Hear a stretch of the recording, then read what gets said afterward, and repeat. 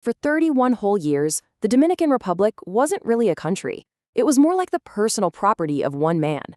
His name was Rafael Trujillo, and his reign didn't just reshape a nation, it pretty much remade reality itself. So today, we're going to dig into how he built and then maintained one of the most absolute dictatorships of the 20th century. You would see this everywhere. Emblazoned on signs, taught in schools, even displayed in churches. A simple but totally shocking phrase. Not God then Trujillo, but God and Trujillo, as if they were on the same level. And that right there is the big question we're tackling. This isn't just about politics. It's about a very specific kind of power, one that completely blurs the line between a ruler and a deity. So how on earth did he pull it off? How is this reality built, piece by brutal piece? Let's find out. Well, the foundation for all this wasn't built on loyalty or love. Nope, it was built on pure, calculated fear. See, to get to that godlike status, Trujillo first had to master absolute earthly control. And his methods, they were a masterclass in brutality. Okay, so the first and most common tool in his toolbox was police terror. Now, this wasn't about law and order, not at all.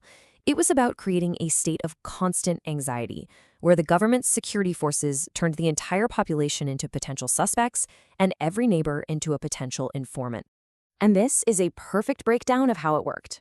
It all started with surveillance, an army of secret police and informants known as calles who were literally everywhere, always watching, always listening.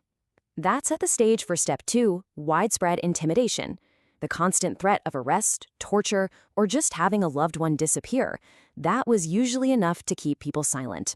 And if it wasn't, well, that's when you get to step 3, the ruthless elimination of anyone considered a threat. But here's the thing. Controlling individuals one by one wasn't enough for Trujillo. When the regime felt threatened by an entire group of people, his brutality escalated dramatically. This is where massacres became the ultimate tool of control. The most infamous example, for sure, was the Parsley Massacre of 1937. Tens of thousands of Haitians living in the Dominican Republic were systematically murdered. Soldiers would hold up a sprig of parsley, perejil in Spanish, and ask what it was. The Haitian Creole pronunciation was just slightly different, and that subtle difference in sound was a death sentence. It sent an absolutely horrific message. There were no limits to the regime's brutality. Which brings us to the next level of his control. Because fear makes people obey, sure, but it doesn't make them put your name next to God's. For that, you have to control not just their bodies, but their minds. This is where the dictator becomes a deity. It's the careful, deliberate engineering of a nationwide cult of personality, and it was built directly on top of that foundation of fear.